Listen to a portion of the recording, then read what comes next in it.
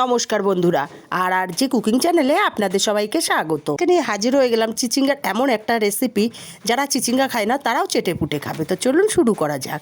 এখানে আমি 4টে চিচিঙ্গা নিয়ে নিয়েছি। এখন চিচিঙ্গাগুলোকে কেটে নেব।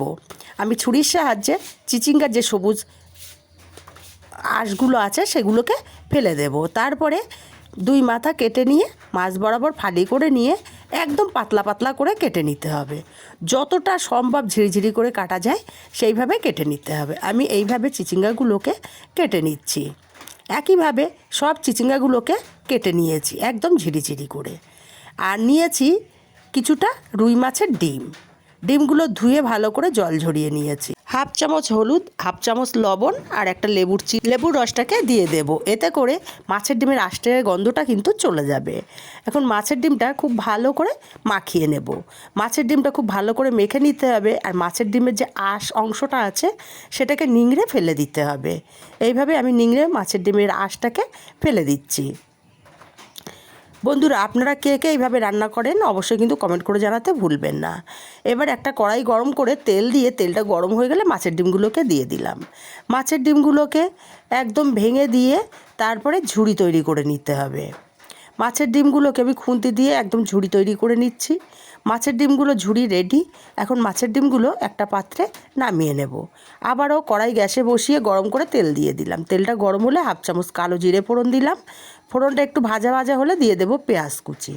পেঁয়াজ কুচিটাকে দিয়ে একটু লালচে করে ভেজে নেব। পেঁয়াজ কুচিটা যখন একটু লালচে কালার চলে আসবে তখন এখানে দিয়ে দেব আদা আর কাঁচা লঙ্কা বাটা। ঝালটা যে যার স্বাদ অনুযায়ী দেবেন। আর বাটিটা ধুয়ে অল্প একটু জল দিয়ে দিলাম হাফ চামচ হলুদ, হাফ চামচ কাশ্মীরি লঙ্কার গুঁড়ো আর হাফ চামচ জিরের গুঁড়ো। মশলাটাকে একটু ধৈর্য ধরে কষিয়ে নিতে হবে। মশলাটা কষাতে কষাতে যখন মশলা থেকে তেল ছেড়ে আসবে তখন এখানে দিয়ে দেব কেটে রাখা চিচিঙ্গাগুলোকে দিয়ে হাই ফ্লেমে এইভাবে অনবরত নাড়াচাড়া করে 2 মিনিট ভেজে নেব। এতে করে চিচিঙ্গা একটু ভাজা হবে। ফ্লেমটা লো করলে জল বেরিয়ে যাবে, ভাজা হবে না। তারপরে ঢাকা দিয়ে আমি মিনিট 2 রান্না করে নেব। 2 মিনিট পর ঢাকাটা খুলে নিলাম। চিচিঙ্গা অনেকটাই নরম হয়ে গেছে। আবার একটু নাড়াচাড়া করে দিয়ে এখানে দিয়ে দেব স্বাদ মতো লবণ। আমি এখনও পর্যন্ত লবণটা ব্যবহার করিনি, এখন দিলাম। আর মাছের ডিমগুলোও দিয়ে দিলাম। দিয়ে আরও মিনিট 2 এইভাবে নাড়াচাড়া করে কষিয়ে নেব। ভালো করে নাড়াচাড়া করে কষিয়ে নেওয়ার পর এখানে দিয়ে দেব জল। আর জলের পরিমাণটা আমি এখানে খুব বেশি ব্যবহার করছি না, অল্প করে দিলাম। তারপর নাড়াচাড়া করে ভালো করে মিশিয়ে দিয়ে ঢাকা দিয়ে লো ফ্লেমে 5 মিনিট রান্না করে নেব। 5 মিনিট পর ঢাকাটা খুলে নিলাম। এখন আমার চিচিঙ্গা সুন্দর মতো সেদ্ধ হয়ে গেছে। একটু নাড়াচাড়া করে দিলাম।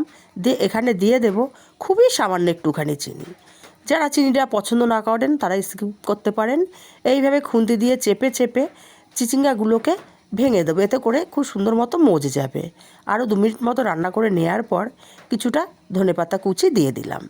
ধনেপাতা কুচিটাকে দিয়ে খুব ভালো করে নাড়াচাড়া করে মিশিয়ে নামিয়ে নিলেই কিন্তু রেডি হয়ে গেল মাছের ডিম দিয়ে দারুণ স্বাদের চিচিঙ্গার রেসিপিটা কেমন লাগলো কমেন্ট করে জানাতে ভুলবেন না। ভালো লাগলে কাছের আত্মীয় স্বজন বন্ধুবান্ধবের কাছে শেয়ার করতে ভুলবেন।